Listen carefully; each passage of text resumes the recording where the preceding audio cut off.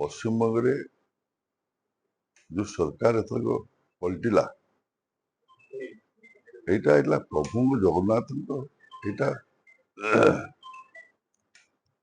ଜଗନ୍ନାଥଙ୍କର ଗୋଟେ ଏଇଟା ହେଲା ପ୍ରଭୁଙ୍କର ଆଶୀର୍ବାଦ। ଶୁଣନ୍ତୁ, ଏଇଟା ଦୀଘା ପାଇଁ କି ଜିନିଷ ସବୁ ହେଲା। ଯେତେବେଳେ ମମତା ବାନାର୍ଜୀ ମୁଁ କହିଲି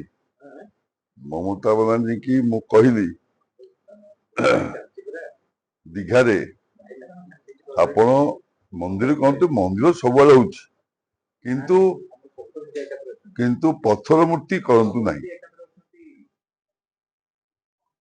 ସେ କିନ୍ତୁ ସେ କଥାଟାକୁ ଟିକେ ଖାମଖିଆଲ କରିଦେଲେ, ପଥର ମୂର୍ତ୍ତି କଲେ। ସେ ପଥର ମୂର୍ତ୍ତି କହିଲେ କିନ୍ତୁ ପଥର ମୂର୍ତ୍ତି କଲେ କିଛିଟା ଅଘଟଣ ଘଟିପାରେ। ଏଇଟା ମମତା ବାନାର୍ଜୀ ମୋର ବ୍ୟକ୍ତିଗତ ଭଲ ସମ୍ପର୍କ ଥିଲା। ତାଙ୍କର ସୁବ୍ରତ ବକ୍ସି ଯେ ମୁଖ୍ୟ ଲୋକ, ତାଙ୍କ ଦଳର ମୁଖ୍ୟ ଲୋକ ହେଲେ ସୁବ୍ରତ ବକ୍ସି। ସିଏ ଆମ ଘରକୁ ଆସିଲେ, କଥାବାର୍ତ୍ତା ହେଲା। ମୁଁ କହିଲି ଦେଖନ୍ତୁ ଦିଦି କହିବେ ଯେ ପଥର ମୂର୍ତ୍ତି ଟିକେ ଅଘଟଣ ଘଟିବ, ପଥର ମୂର୍ତ୍ତି ନ କରିବେ ଭଲ, ଯଦି କରନ୍ତୁ ପଥର ମୂର୍ତ୍ତି ମନ୍ଦିରରେ ବସିପାରିବେ, ସିଏ ରଥ କରିପାରିବେ ନାହିଁ।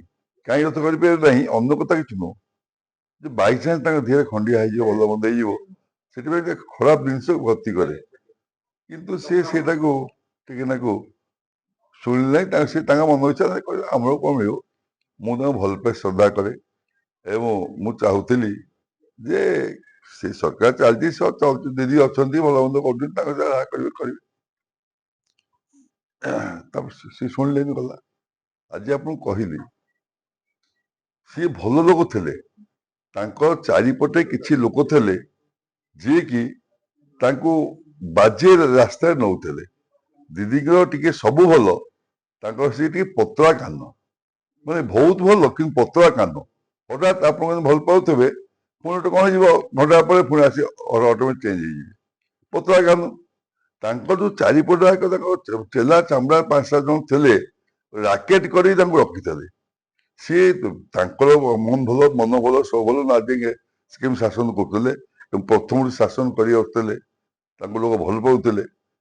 ସେ ଚାରିପଟ କିଛି ଲୋକ ଆପଣଙ୍କୁ ଆଜି କହିଲି, ନା ଏନେ ପ୍ରକାଶ କରୁନି, ସେ କିଛି ଲୋକ ତାଙ୍କୁ ରଙ୍ଗ ନେଇକି ତାଙ୍କୁ ବାଜେ ରାସ୍ତାରେ ନେଲେ। ଆଉ ଆଜି ଗୋଟେ କଥା ଆପଣଙ୍କୁ କହୁ ଶୁଣନ୍ତୁ, ତାଙ୍କର ଯେ ମୁଖ୍ୟ ଲୋକ ହେଲା ତାଙ୍କ ଦଳ ଭିତରେ, ସିଏ ହେଲା ସୁବ୍ରତ ବକ୍ସି।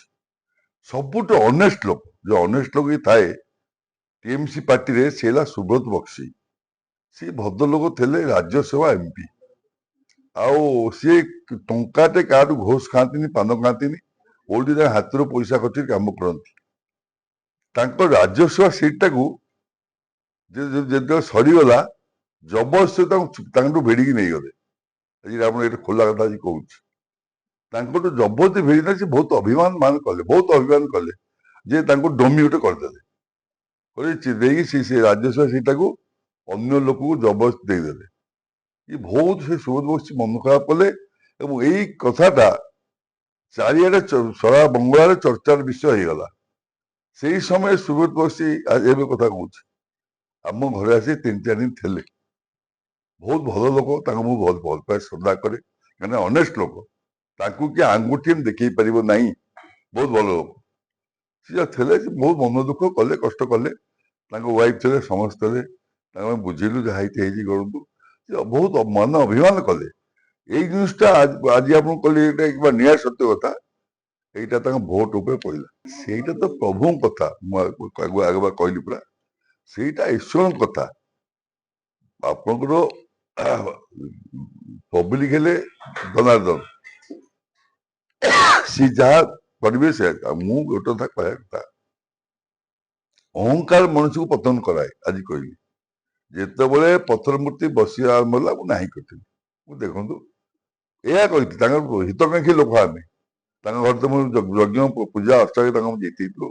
ଆପଣ ପଥର ମୂର୍ତ୍ତି କରନ୍ତୁ ନାହିଁ, ସିଏ ସେଇଟାକୁ ଏକାନ୍ତ ପଥର ମୂର୍ତ୍ତି କରନ୍ତୁ, ପଥର ମୂର୍ତ୍ତି ମନ୍ଦିରରେ ପୂଜା ହେବେ, ରଥକୁ ପଥର ମୂର୍ତ୍ତି ଯାଇପାରିବେ ନାହିଁ। ଜଗନ୍ନାଥ ରଥ ପଥର ମୂର୍ତ୍ତି, ରଥକୁ ଜଗନ୍ନାଥ ଯାଉଥାନ୍ତି ପୁରୀରେ, ଲେଖିଲେ, ଧାମ ଲେଖିଲେ ବହୁତ କିଛି ତାଙ୍କ ମନ ଇଚ୍ଛା କଲେ।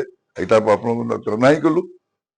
ଦ୍ୱିତୀୟରେ ହେଲା ସେ ଲୋକଙ୍କୁ ନେତା ମାନେ କିଛି ଲୋକଙ୍କୁ ଅବିନାଶ କଲେ ପୁରୀ ପୁରୀ କେ ଯିବ ନାହିଁ। ରଥ ବଳେ ପୁରୀ କେ ଯିବ ନାହିଁ ସେଇଟା ଯେତେକ ନେତା ଇ କରିଛନ୍ତି 80% ନେତାଙ୍କର ତାଙ୍କର ଯୋଉ ପାର୍ଟି ଲୋକଙ୍କର ମନ ଖରାପ ହେଲା ପୁରା ଦିଦି ମାନେ ଲୋକ ଶିକ୍ଷିତ ଲୋକ ସିଏ କଣ ନାହିଁ କହୁଛି ପୁରୀ ଯିବନି ବୋଲିକା ଏଇଟା ଖରାପ କଥା। ଜଗନ୍ନାଥ କାହାର ଗର୍ବ ଅହଙ୍କାର ସହନ୍ତି ନାହିଁ। ଜଗନ୍ନାଥ ଆମ ଏମିତି ଠାକୁର ସେ କାହାର ଗର୍ବ ଅହଙ୍କାର ସହନ୍ତି ନାହିଁ। এটা ଖରାପ ପାଣି ଗତି ଗଲା ଜାଣିପାରିଲେନି ଏଟା ବହୁତ ଖରାପ ପାଣି ଗତି ଗଲା। ତାପରେ ସେଠି ଗୋଟେ ଆପଣଙ୍କର ବଙ୍ଗଳାରେ ଗୋଟେ ମନ ଇଚ୍ଛା ଗୋଟେ ଅରାଜକତା ହେଇଗଲା। ସେଇଟାକୁ ଲୋକ କିଛି ଲୋକ ପସନ୍ଦ କଲେ ନାହିଁ। ଆଉ ଆପଣ ଦେଖୁନ ଆଗୁଆ କହିଛି ଏଥରକ ସରକାର ନିଶ୍ଚିତ ନିଶ୍ଚିତ କିଛି ଅସୁବିଧା ପଡିଯିବେ। ଯାହା ମୁଁ କହିଥିଲି ଜଗନ୍ନାଥ ସେଇ ଜିନିଷ ହେଲା ଆପଣମାନେ ଆଜି ଦେଖିପାରୁଥିବେ ସେଇ ଜିନିଷ ଗତିଗଲା। ଆଉ ବହୁ ସଂଖ୍ୟା ଗରିଷ୍ଠରେ ଆପଣଙ୍କର ଅନ୍ୟ ପାର୍ଟି ଯେ ବିଜେପି ଗଭର୍ଣ୍ଣମେଣ୍ଟ ପଦ୍ମ ଫୁଲ ଆସିଲା ବହୁ ସଂଖ୍ୟା ଗରିଷ୍ଠରେ।